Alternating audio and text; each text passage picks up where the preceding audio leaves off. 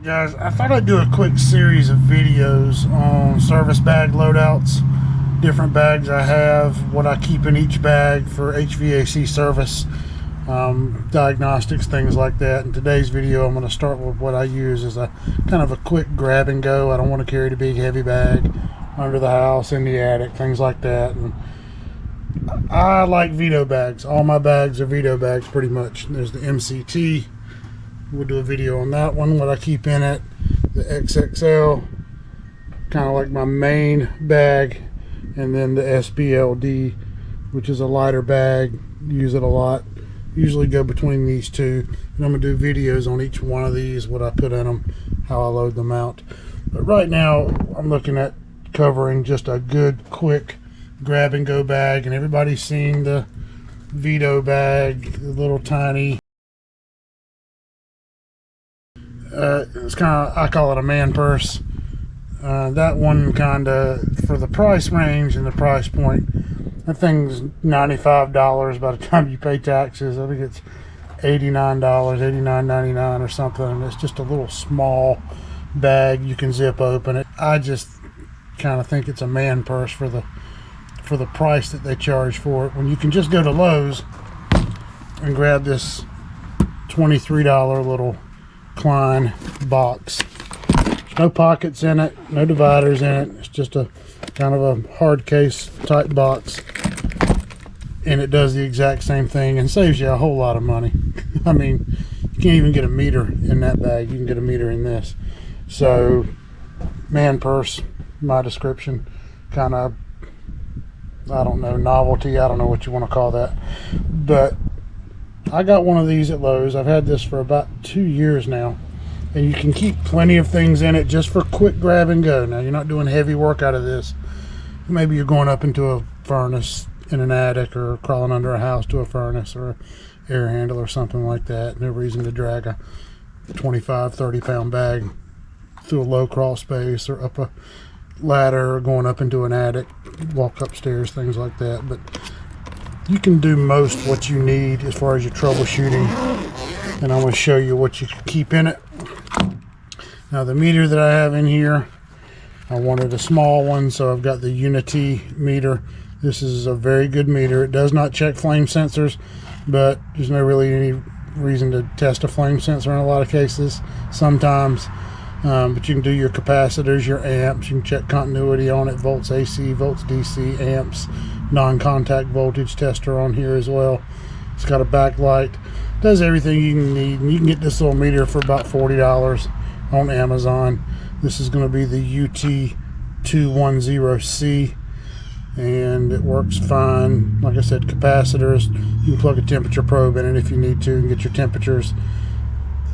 You check resistors with it, check continuity, ohm things out, hertz. Does most of what you're going to need for a quick diagnostic. And it fits right in this bag. And keep, this is the Milwaukee version. With your little ratchet, you got 1/4 inch, 5/16 on each side. Keep one of those in there. Obviously, heating and air, you're going to need a temperature probe.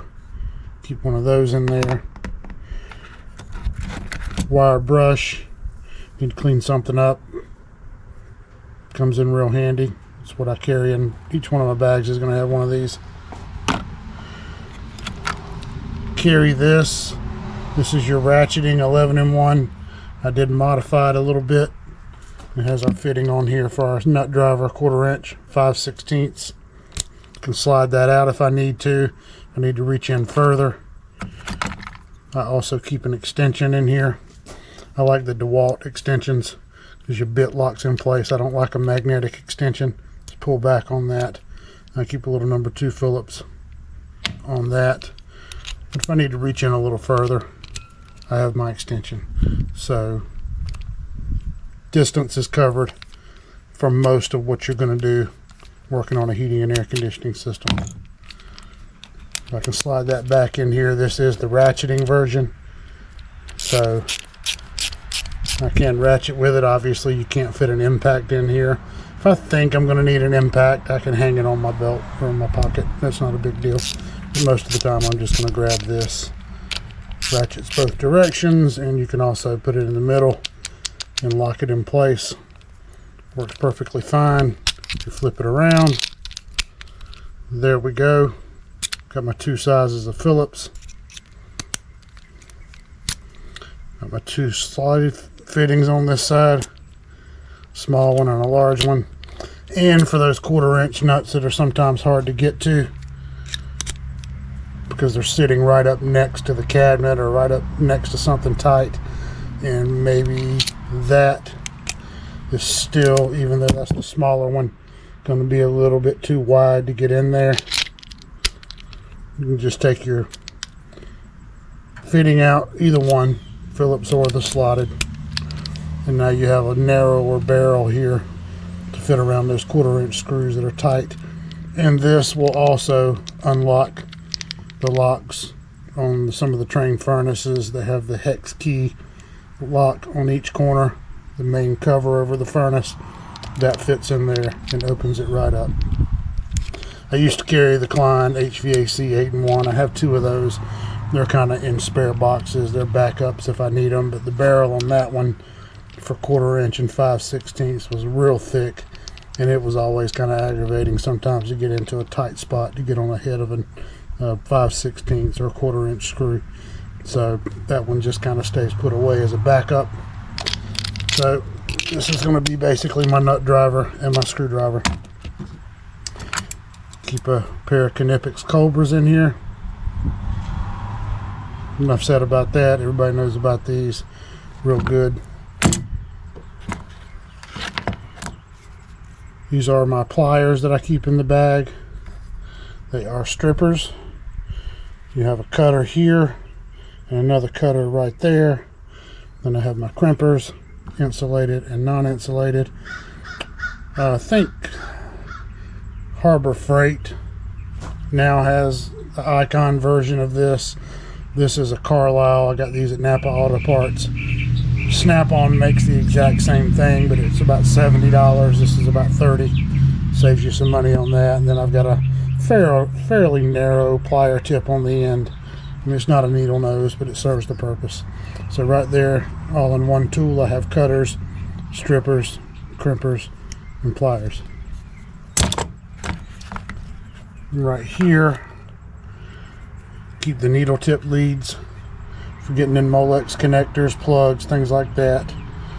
For my meter test leads, I keep these little plastic tubing pieces on there just so I don't poke into something or poke it in between my fingers or something like that, but just protects so you don't get poked. That's kind of a sharp point there, but I keep those on there. Just got some tubing and cut off a couple of pieces of it. So those are my needle point test leads for my meter. I also keep a little level in here because if I'm going to go in and replace a thermostat, I'm just going to grab this little box. Thermostat screwdrivers right there. I'll show you that in a minute. But level the thermostat, keep a small level in here. This is the thermostat screwdriver I keep. Different sizes. Small Phillips on that side. And then I have a Schrader core. If I need to kind of back a Schrader core out and tighten it, adjust it a little bit, I can do that right there. And then I have my small little slotted for the thermostats right there. So that's what I keep in this box, is like a small miniature screwdriver, thermostat screwdriver. I keep a magnetic key hider box, or a little magnetic box you stick under your bumper for your spare key. But what I keep in that is obviously not a key. Just take the cover off and you'll see I keep a 5 amp and a 3 amp fuse in here. A couple of orange wire nuts, a couple of blue wire nuts, a couple of spade connectors. This is the small one for the transformer. And then I keep the typical normal size blue for low voltage, and I keep a yellow one in here for a high voltage terminal, and a couple of extra screws. Obviously without an impact I'm not going to tap a new hole, but sometimes you're missing a screw, or you drop one, lose one, you need a screw. So that's just an odd little box there. And yeah, there's a Jimmy Wiggler back there somewhere. Where's it at? Right there, right in the back right there. So double spade connector, just in case, because they do come in handy from time to time. Close that. And then this is the jumper I keep in this box.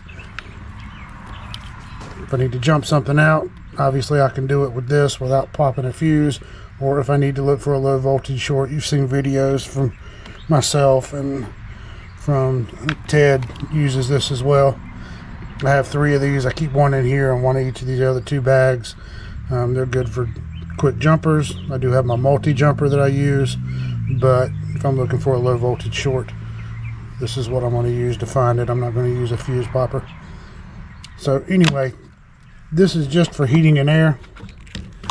It's a small little box, but you can keep plenty in it. Kind of a quick grab and go box. But kind of be able to do just a simple quick diagnostic on a unit without having to carry a 20, 25, 30 pound bag into an attic or into a crawl space with you. You can kind of just grab it and go in, check what you need.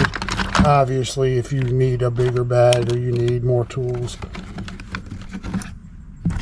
I'll have access to that in the truck, just steps away. But something like this, zip it up and just grab it and head in. And that's all I have to do. Probably weighs about 3 pounds, 3.5 pounds, 3 pounds maybe at the most. You also have this option. I'm not going to load this out, but this is $18. Now with military discount, I saved $2.50 on that one and $1.80 on this one. But this is also another option. Throw a few things in it.